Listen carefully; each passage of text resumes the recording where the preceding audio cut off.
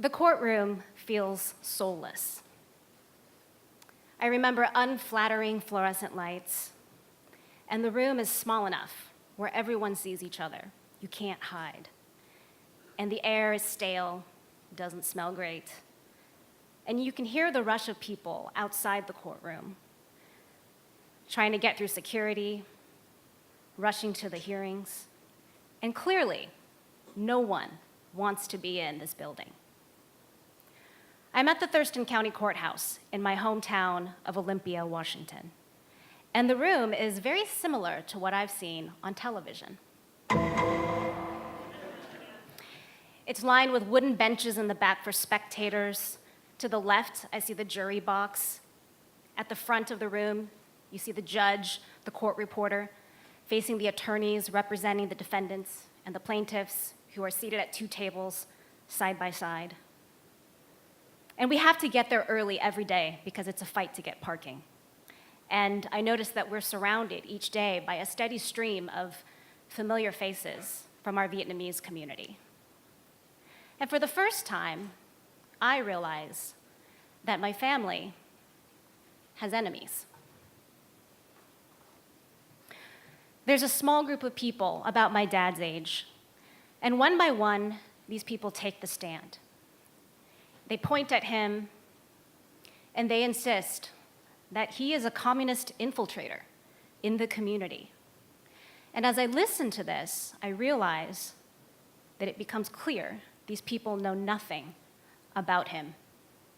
They don't know that he was drafted into the military after the Tet Offensive of 1968 and became a lieutenant in the South Vietnamese Army, that his brother was murdered by the communists for being an officer siding with the American cause, that he escaped Vietnam with my mother and then 1.5-year-old sister by boat, that he has been here in America ever since, protesting on behalf of the refugees who came after him and for human rights in his home country.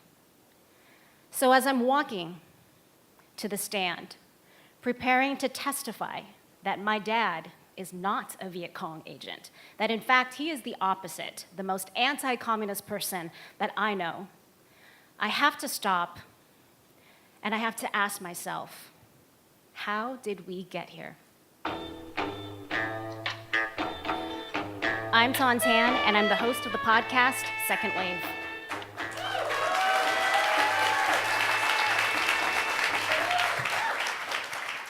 So my image of Vietnam is probably pretty similar to what you've seen or know about, thanks to pop culture and Hollywood. Good morning, Vietnam! I love the smell of napalm in the morning. Smokey, this is not Nam, this is bowling. There are rules. But growing up in Olympia was quiet, all American. We visited parks. My parents worked for state government. I was elected to student government. And I played soccer, volunteered for the Red Cross. And my dad would always tell us this over and over. He would say, "This is the best time of your life. You're in America, and you're safe." And I'd be like, duh, I know this. And the war always seemed so removed from me. And my parents, that's because they shielded us from the reality of what they saw. But I did learn early on, I got a hint, while complaining about having to take swim lessons at the local YMCA, that they escaped Vietnam by boat in 1978, before I was born. I know it was a stormy night. The boat capsized. There were no life jackets. Some of our family friends on that boat did not survive. And that, my mom told us, is why we had to learn how to swim.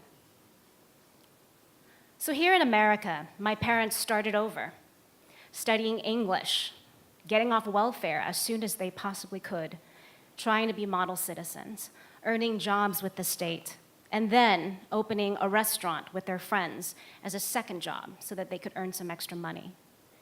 They also did their best to keep the Vietnamese heritage alive for their Americanized children, like me. So this meant that we had to go to Vietnamese language school on Friday nights, that we had to learn traditional dances, And there was even a Vietnamese beauty pageant. And I was in one of these when I was 7, and I won second place. And I have this memory of beaming with pride and feeling like I'm representing my family and our community. And it's strange because although I remember this, I don't know, I'm not sure if anyone else in my family does. But where is it? Oh, here we are. So here's a picture of me standing in our living room that day. This is like post-pageant glow. That's me in Vietnamese, basically asking my mom if she remembers that day. She does not. She insists she never entered me in a pageant. I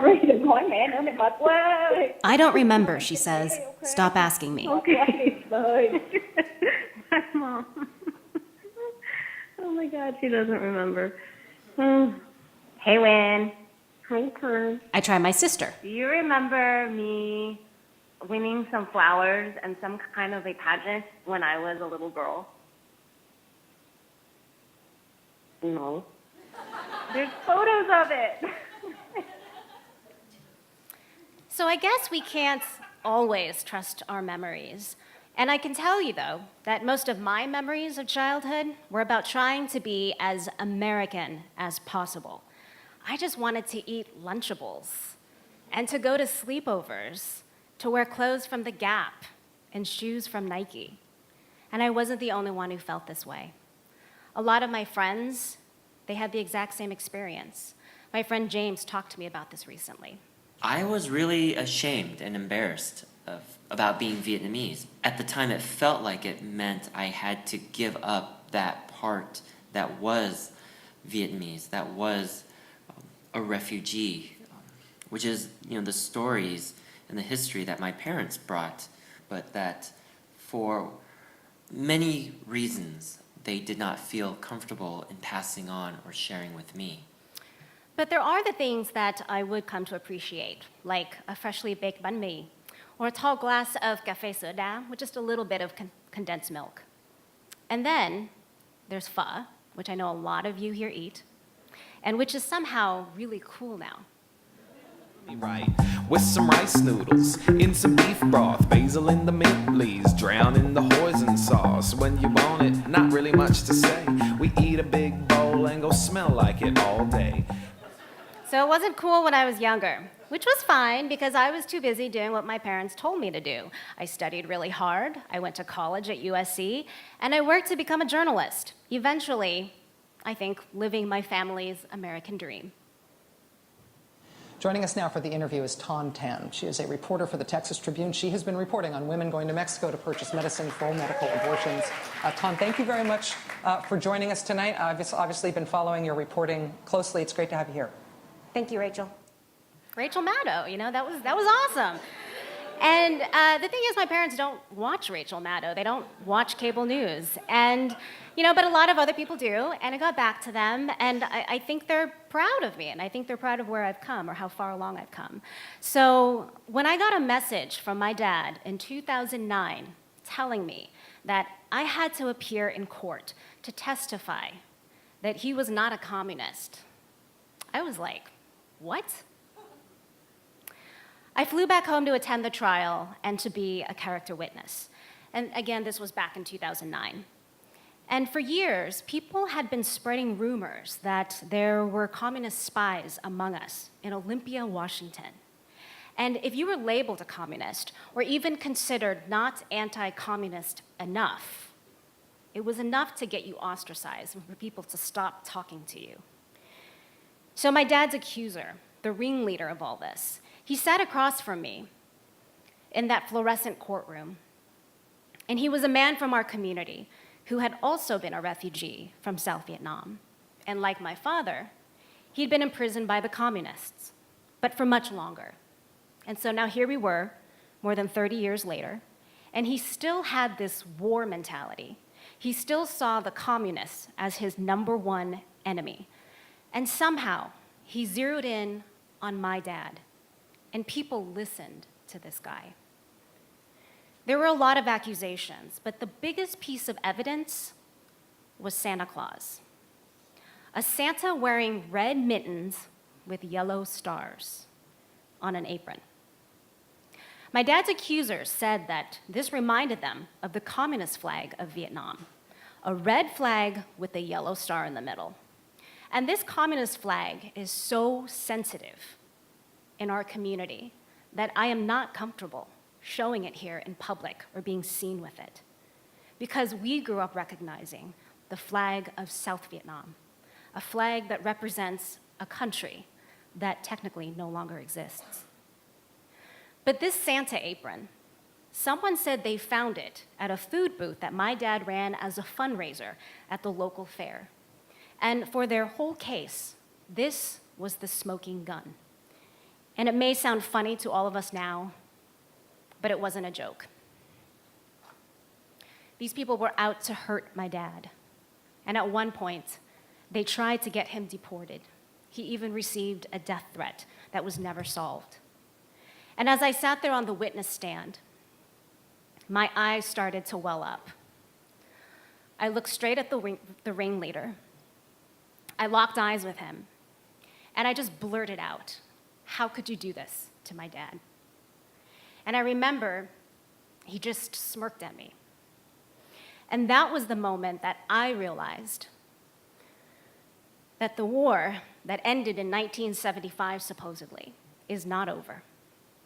Not for Americans, and definitely not for our community. We won that defamation trial, and my dad was able to prove that he was not a communist. But it didn't end there. It was appealed and made its way all the way to the US Supreme Court, who refused to hear it. So case closed. But not for me. I was left with more questions. I wanted to learn more about where my family came from, and the two countries that shaped me, and a war that lingers in our community today. I wonder, have we all been putting a Band-Aid over our wounds? Have we been selective about the things that we want to remember and the things that we don't? And are we passing on this unacknowledged pain to a younger generation? Being a minority is not easy in this country. These things are sometimes just too difficult to talk about. But still, I want to know. I want to know the truth.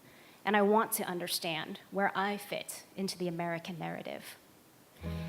And many of us, the second generation, we're now in the privileged position of being able to reflect on how we got here and the stories that our parents did and did not tell us, and to decide how we tell our own story going forward. So maybe Vietnam is just a war that you know from the movies. Maybe you know someone who fought or died there. Or perhaps you're from a family that came to America from somewhere else. Didn't most of us? We all have something to learn from the Vietnamese experience. I'm Thanh Tan, and this is Second Wave, an American story that begins in Vietnam.